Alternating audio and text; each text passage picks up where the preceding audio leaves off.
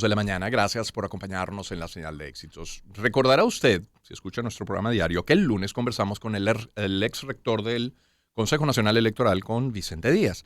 Inicialmente para este coqueteo de retoma de negociación en México a través de la propuesta que hace el presidente de Colombia, Gustavo Petro. Ese fue el punto de partida de la conversación, pero luego, claro, hablamos del hecho electoral en dos tiempos. El tiempo de primaria para la oposición, pero también hablamos, claro está, de las presidenciales del año 2024.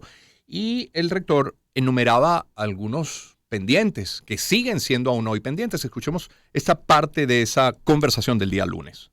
Importantísimo. Un avance importantísimo, un CNE electo por la Asamblea Nacional, de acuerdo a los parámetros constitucionales.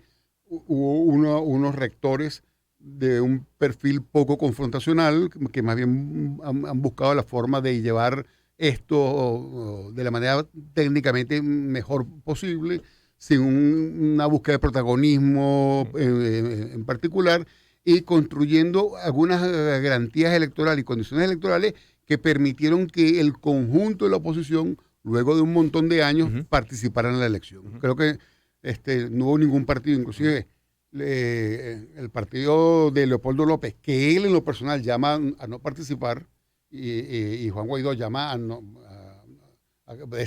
mantener la posición de que no había condiciones. Su partido decide participar y gana Barinas, ¿no? Solo que después, por estas maniobras típicas, bueno, le quitan el triunfo a Félix Superlano.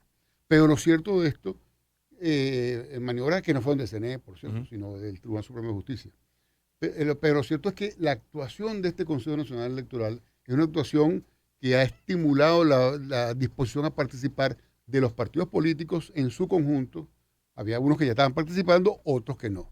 Y de los venezolanos, ¿no? Yo creo que hay una creciente disposición a participar, y en la medida que nos acerquemos a las elecciones, esa disposición va a aumentar, como pasa siempre con los procesos electorales. Sí. Ahora, si tenemos acuerdos en lo político, creo que se va a avanzar más de lo que tenemos ahora.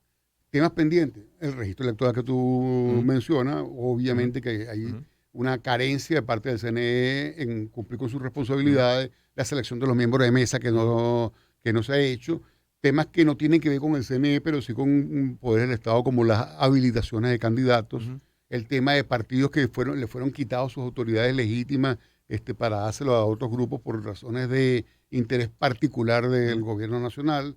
Hay temas pendientes. El tema de la observación internacional.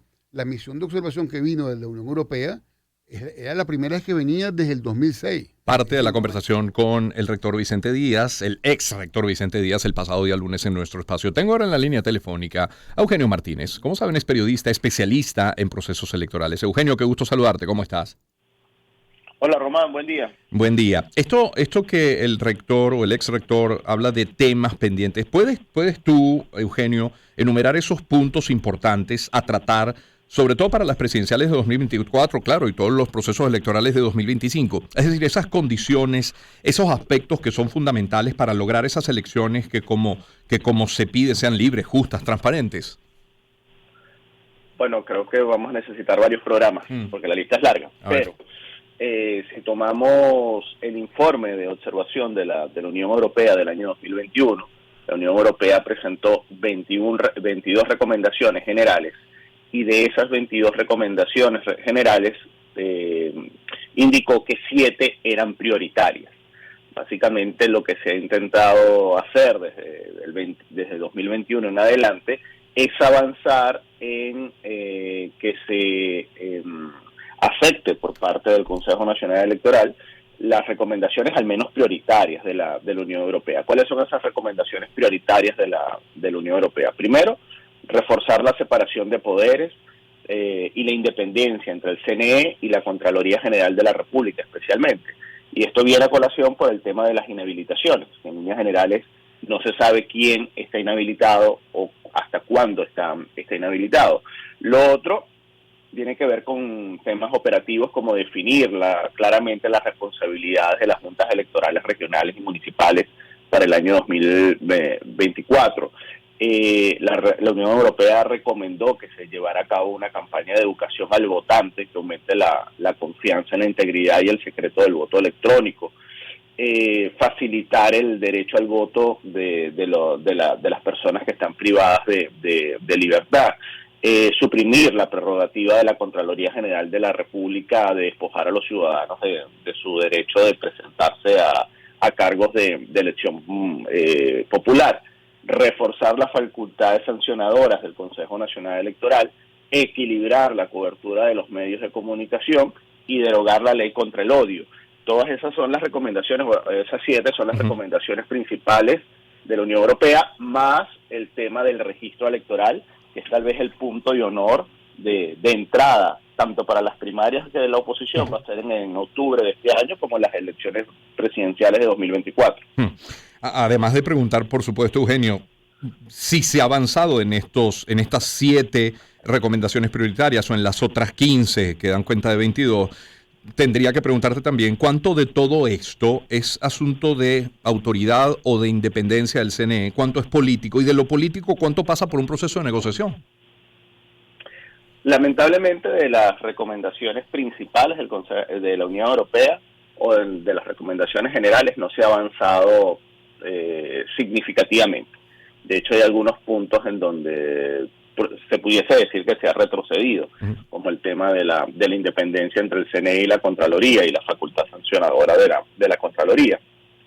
La mayoría de las recomendaciones que presentó la Unión Europea, salvo las recomendaciones técnicas como la campaña al elector, que tiene que venir del Consejo Nacional Electoral, la campaña comunicacional, o reforzar las competencias de las juntas regionales, el resto de recomendaciones pasan por acuerdos políticos. Pasa por acuerdos políticos porque implica, primero, algunas reformas legales, y segundo, porque implica cambiar de alguna u otra manera lo que ha sido la forma de entender el entorno electoral fuera del Consejo Nacional Electoral en la última década. Ahora, fíjate, la participación, Eugenio Martínez con nosotros, desde tu experiencia en tantos procesos en los que has participado, la intención de voto, ¿es un asunto a atender ahora, es un asunto a atender desde ya, intentar seducir, debe esperarse una fecha más cercana a la elección? ¿No depende de la decisión de los actores políticos, sino de algo que encienda el interés de la gente? ¿Cómo lo ves? Bueno, creo que hay que separar los eventos. Primero tenemos, en el caso de la oposición, una elección primaria en octubre, y después la elección presidencial en el año 2024. Buena parte de la disposición a votar en el 24 va a depender, en el caso de quienes se identifiquen con la oposición, de lo que ocurra en octubre. Ahora bien, al día de hoy, por ejemplo, lo que se ve en los estudios de opinión pública es que si se le pregunta a los ciudadanos si están dispuestos a participar en una elección presidencial en el año 2024, y aquí no se saben las condiciones, no se saben los candidatos, etcétera, prácticamente el 60% de los venezolanos dice que está o muy seguro o seguro de participar en esa elección presidencial. Ese es un número muy bueno para la región,